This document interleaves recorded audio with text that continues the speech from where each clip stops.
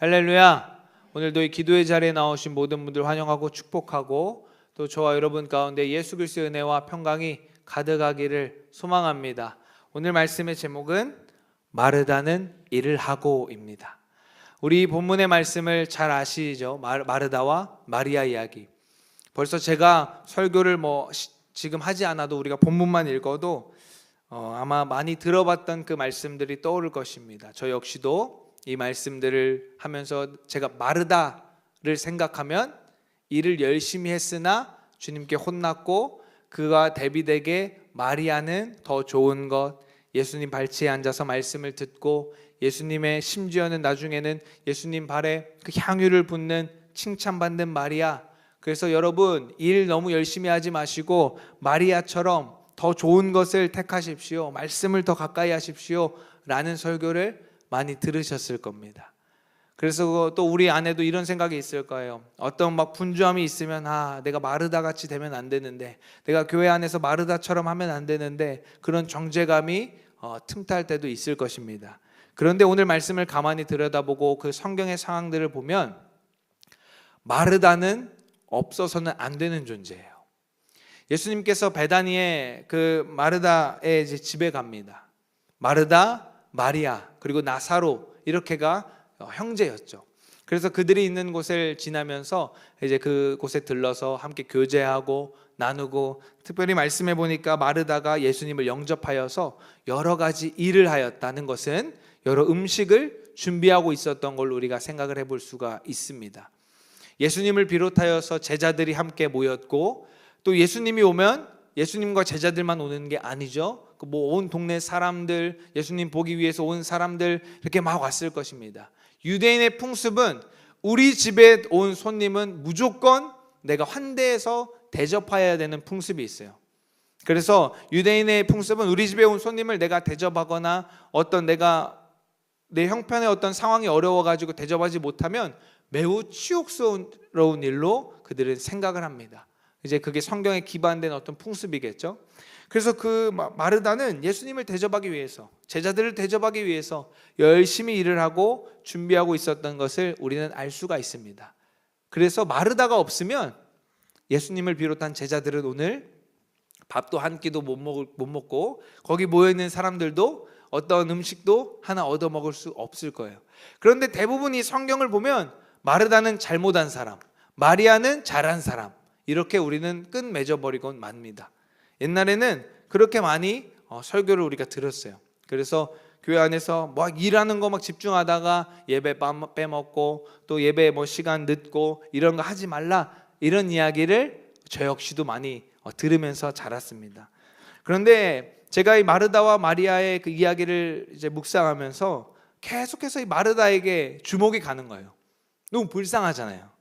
예수님을 위해서 열심히 일하고 준비했는데 자기 먹자고 한 것도 아니고, 지금 내가 열심을 다하여서 일하고 예수님 때문에 예수님 대접하려고 이렇게 하고 있는데 좀 동생 보고 나 좀 도와주세요 했다가 이렇게 싫은 소리만 듣고 성경에도 뭔가 잘못한 사람처럼 이렇게 기록되어 버린 뭔가 억울한 이 마르다.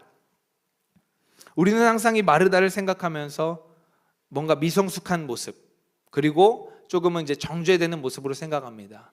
그래서 내가 뭔가 분주할 때 아까 말씀드린 것처럼 내가 마르다처럼 하면 안 되는데 라고 스스로 정죄하기도 하고, 심지어는 누군가 뭔가 이 교회에 뭔가 내가 생각했을 때 중요하다고 여겨지는 걸 빼먹고 뭔가 일을 열심히 분주한 사람을 보면서 저 마르다 같은 사람 이렇게 하면서 손가락질하고 정죄하는 실수도 범하게 됩니다. 근데 마르다는 어떤 사람이었냐면 본문의 38절에 보니까 예수님께서 마을에 들어가니까 마르다가 뛰쳐나와서 예수님을 자기 집으로 영접했습니다. 예수님이 그곳에 가니까 동네에 들어서자마자 마르다가 뛰쳐나와서 주님 우리 집으로 오십시오 라고 그렇게 영접하면서 그들을 초청하는 것을 보게 됩니다. 나중에 뒤에도 가면 요한복음에 가면 비슷한 장면이 등장합니다. 나사로가 죽어가지고 예수님이 그 나사로가 있는 이곳으로 다시 이제 오셨을 때에 마리아는, 성경에 보면 마리아는 앉아 있고 마르다는 예수님 앞으로 예수님을 모시려고 왔더라 이 성경이 기록하고 있습니다. 그러니까 마르다는 매우 이제 진취적인 거잖아요. 매우 열정적이고 열심히 하는 이러한 사람입니다. 그런 사람이 우리에게는 너무나도 필요합니다.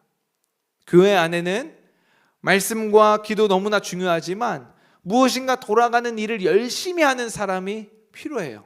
없으면 안 되는 사람들입니다. 그런데 그 사람들이 왜 마르다처럼 이렇게 정죄받는가? 그런 상황을 우리가 조금 더 집중해서 좀 다시 한 번 더 눈여겨서 올바르게 성경적인 관점으로 생각해 보기를 원합니다. 이런 사람이 없으면 우리 교회뿐만 아니라 여러 교회나 다 마찬가지예요.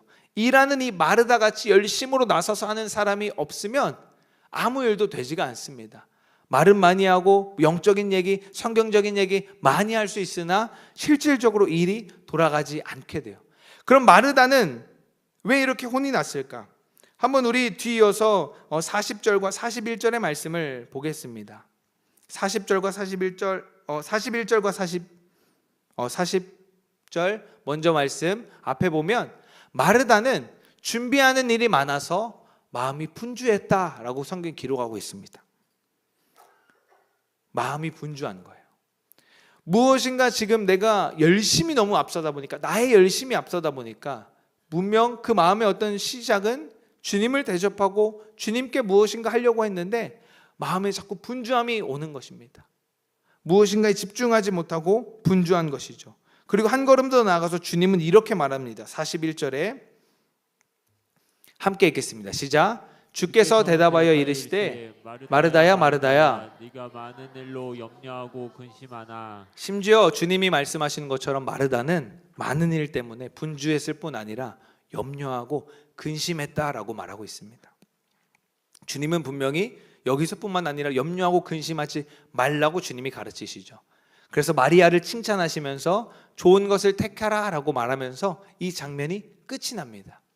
그런데 한 가지 신기한 장면이 있습니다. 신기하다기보다는 좀 아이러니한 장면이 있어요. 요한복음 이제 12장에 가면은 아까 말씀드린 것처럼 나사로를 이제 살리는 일이 11장에 등장하고 12장에 가면은 12장 1절부터 예수님이 다시 이제 이곳에 이제 가게 돼서 모임이 이루어집니다. 이제 가게 돼서 이 처음에 누가복음은 이 마르다의 집이었지만 이 12장의 집에는 그 이제 동네에 다른 사람의 그 잔치 자리에 이제 있는 것이에요. 12장 2절에 보니까 거기서 예수를 위하여 잔치할새 마르다는 일을 하고 나사로는 예수와 함께 앉은 자 중에 있더라라고 이렇게 말이 이어갑니다. 그리고 뒤이어서 아주 우리가 잘 알고 있는 마르다의 동생 마리아가 향유를 깨가지고 예수님의 그 장례를 위하여서 붓는 그 장면, 그리고 너무나도 이제 극찬을 받죠. 이 여자의 일이 내 복음이 증거되는 곳마다 알려지게 하라. 예수님이 그렇게 극찬을 합니다. 그리고 마르다는 누가복음에서도 이렇게 막 근심하고 염려하던 사람으로 나오고, 요한복음 2장에서도 12장에서도 마르다는 일을 하고 한 줄 긋고 쓰여지고 이제 등장하지가 않습니다. 그럼 이 말씀을 비교해서 볼 때 마르다는 누가복음 11장에서도 예수님이 우리가 생각했을 때 일하는 거에 대해서 꾸중을 들었는데 왜 12장에서 또 마르다는 일을 하고 있다라고 이렇게 말할까? 이 마르다는 역시 예수님의 말을 알아듣지 못하고 자기 열심에 취하여서 그 열심만을 가지고 했던 자인가? 아니다라는 것을 우리가 오늘 알기를 원합니다. 누가복음에 보면은 마르다가 일을 열심히 합니다. 그러면서 본문에 어떤 일을 했죠? 예수님, 저 마리아 좀 보세요. 제 동생 좀 보세요.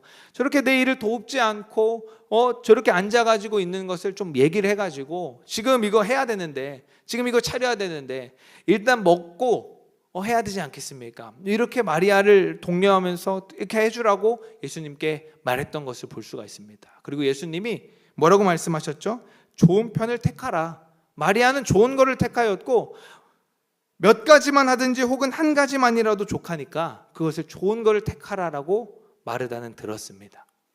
그리고 요한복음 12장에 똑같이 마르다는 잔치자리에서 오빠 나사로는, 오라버니는 마리아랑 같이 예수님의 발치에 앉아 있는데 마르다는 또 한쪽에서 일을 하고 있습니다.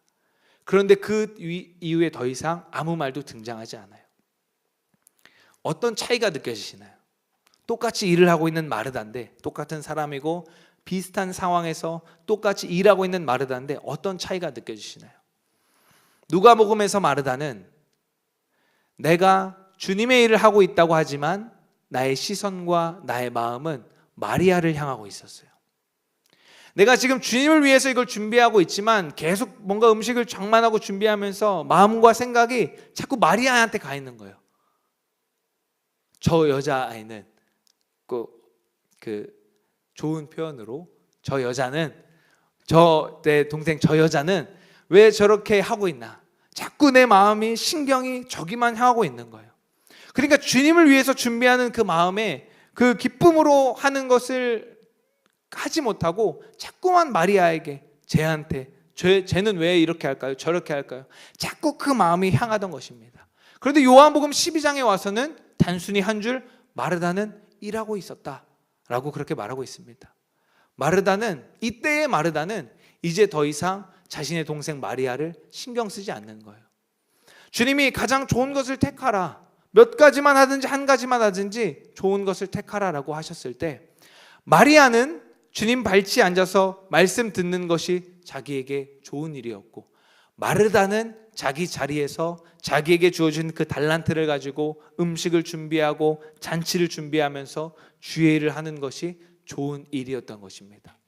사랑하는 성도 여러분, 우리가 교회 안에서 여러 가지 일을 합니다. 각자의 자리에서 여러 모습으로 일을 합니다. 누군가는 이 일을 하고 누군가는 저 일을 합니다. 다 똑같은 일을 할 수 없죠. 다 똑같은 역할을 할 수 없습니다. 누군가 각자의 자리에서 각자 자기 달란트대로 역할을 감당해야 이 몸된 교회가 한 몸을 이루어 갑니다. 바울이 말하죠. 우리 교회는 지체다. 발은 발의 역할이 있고 손은 손의 역할이 있고 눈, 귀 각자의 역할이 있듯이 몸된 교회는 그렇게 이루어진다라고 성경은 분명히 말하고 있습니다. 근데 그때 중요한 것이 무엇이냐면 우리의 시선이 주님께 집중되고 고정되어야 한다는 것입니다. 우리는 연약하여서 이런 생각이 듭니다. 왜 나만 이거 하지? 왜 나만 지금 이 일을 하고 있지? 왜 저 사람은 안 하지? 내가 봤을 때 저 사람은 왜 놀고 있지? 저 사람은 왜 안 나오지? 이런 마음이 계속 들 거예요. 계속 틈탑니다. 그럴 때마다 마르다를 기억하십시오. 마르다는 처음에는 그 사람의 시선이 자꾸만 동생을 향했고 그 상황과 환경 가운데 염려와 근심으로 자꾸 향했지만 나중에 마르다는 이제는 자기가 하는 일, 내가 이 일을 주님을 위해서 하는 일이지라고 기쁨으로 집중해서 하는 그 마르다의 모습을 우리가 보게 됩니다. 오직 주님만 바라보고 주님께만 집중하고 있는, 나에게 맡겨주신 그 사명에만 집중하고 있는 그 마르다의 모습을 보게 됩니다. 그래서 우리 교회 안에는 마리아와 같은 사람도 있어야 하고 마르다와 같은 사람도 있어야 하고 각자 다른 모습을 하고 있지만 그 중심에는 결국에 예수님 안에서 같은 것을 바라보면서 행하고 있다는 사실을 기억하며 그렇게 주의 맡겨준 바 사명을 감당하는 저와 여러분 되기를 소망합니다.